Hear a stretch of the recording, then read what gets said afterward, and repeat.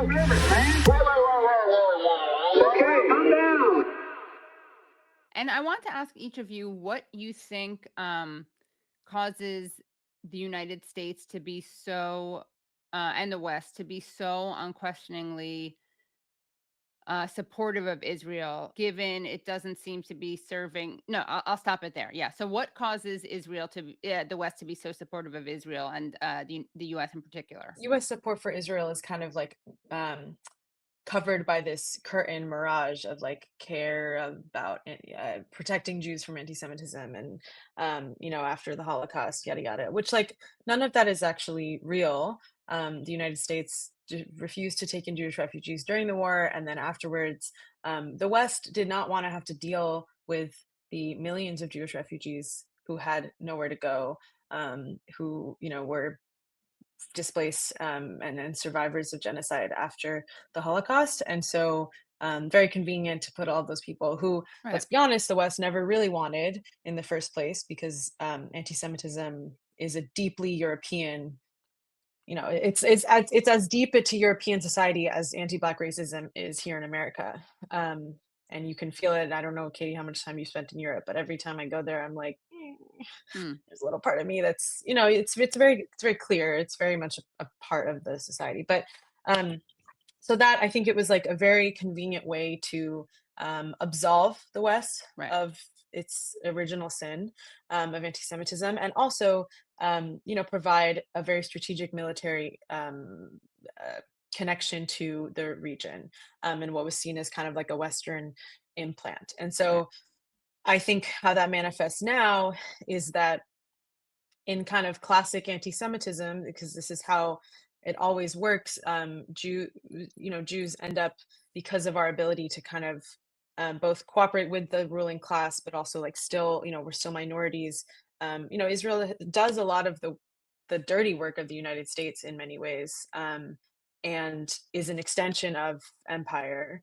Um, and and I think now there's also like Christian Zionism has become something that I don't really, I don't think it had. I'm not necessarily an expert, but I don't think it had a ton of influence back in like the 40s and 50s and 60s, but has now become a really driving political force in American conservative communities. And there are more Christian Zionists in the United States than there are Jews, period.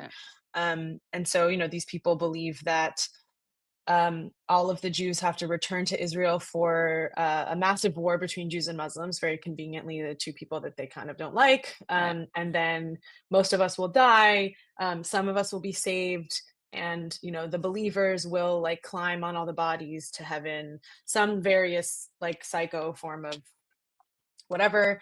Unfortunately, that works very well for the religious fundamentalists in Israel who want there to be, a massive aliyah of diaspora Jews to Israel. So they kind of feed off of each other, Right. these religious fundamentalists, and each of them think that the other is crazy. Crazy. Yeah. Exactly. Right. So they're not Yeah, threatened so by it. it's Right. exactly, yeah, because they're all lunatics. Right. So I think that's a big part of it. Christian Zionism, military interests, the military industrial complex, and the fact that this is like an incredible money making war, is incredibly profitable for mostly US based industries, right? But it's an international thing at this point. And then of course, like there are APAC and also CUFI. I never want to Yeah. mention APAC and not mention CUFI, which is Christians United for Israel, which is actually the largest Zionist political organization in the United States. Both of those groups have wield very immense political influence in Washington, D.C. And APAC is the American Israel Public Affairs Committee. Its goal has been to keep US support for Israel ironclad and bipartisan no matter what. It does not really care what the Israeli government does. It sees its role as like, not to tell Israelis what to do, but just to ensure US support for Israel. It is more well known than something like CUFI, but I am loath to say in some ways that it's a Jewish organization, because the managing director is a Christian Zionist. I think at this point, it is more masquerading as a Jewish organization than anything else. Wait. Who's the Christian? Arnie Christensen is his name. And he's Christensen. He's this managing director of APAC. Yeah. he's I mean, there's a Christian? lot of Jews on staff. I'm not going to absolve them. Of course. Yes. Yes. Yes. The APAC has a lot of Christian Zionists are part of I thought APAC. they were all with Kufi. I didn't realize they belonged to APAC. No, no, no, no, no, no, no, no, no. Strange Wow. bedfellows, the Yeah, I enemy knew of my that. I just thought enemy. that they were like, at least for Yeah. optics, you like go But in that's that I mean, camp. like, Yeah. as I was saying, right, when I was younger, I kind of saw some of these people, Christian Zionists, as like I was like, "Wow, they're Christians who care about Jews. That's amazing." And I think that's how some people still see them of like they're really invested in support for Israel and they kind of like see they're like there's this like rapture thing. It's just great, Right. But I mean, APAC at this point has become like a very explicitly right-wing organization. They funded, they endorsed and supported insurrectionists.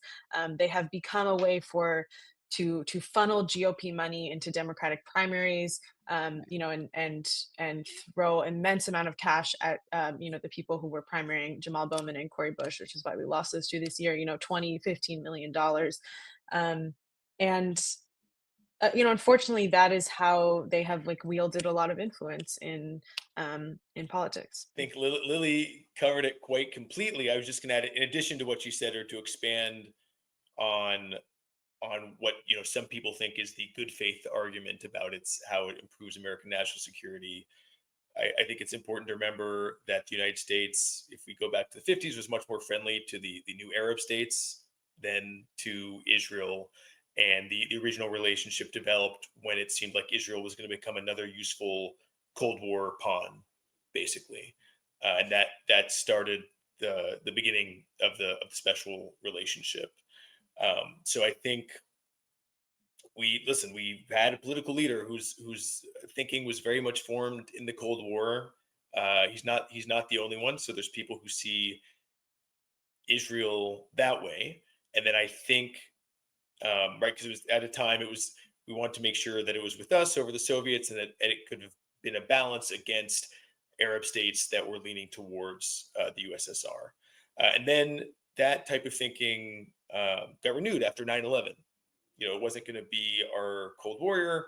It was going to be, as Lily alluded to, our special, especially capable and culturally similar and militarily similar ally in the war on terror.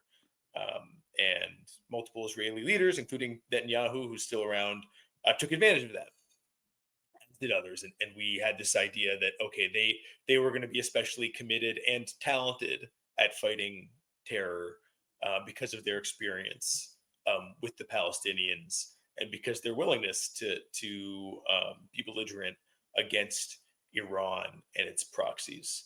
So I think that has been I want to say this in quotations, strategic argument for our relationship with them. I think it's incredibly difficult to argue that it still has merit, certainly after October 7th, where they are dragging the U.S. Well, they've already dragged the U.S. into shooting wars with some forces in the region, and seem to be getting closer to dragging the U.S. into a conflict with Iran. There's this kind of debate whether it's like Israel works for the US or the US works for Israel, right? Where do you guys fall on that? Like, is it the lobby making America do what it wants, or is it America using Israel to have like a stronghold in that region, or is it both? Is it like a cycle feedback loop? We have air bases in half a dozen Gulf countries who are also reliant on us for their defense. We have a lot of freedom maneuver in the Middle East. We don't depend on Israel to defend waterways or to defend oil tankers going through the region. They don't do any of that for us. If the United States really decided, if President Trump or Biden, could almost happen with Biden, really want to go to war with Iran, because we decided it was time to take out the Iranian nuclear program, Israel could contribute, but we would not need them for that. So they are not adding a whole lot. And I think, again, after October 7th, we got more explicit proof of this than we've ever had. They're dictating their own policy, and they're dictating U.S. policy to a large extent. It doesn't necessarily mean commanding the U.S. president, but it means, starting escalations, creating fait accompli that the United States then has to react to.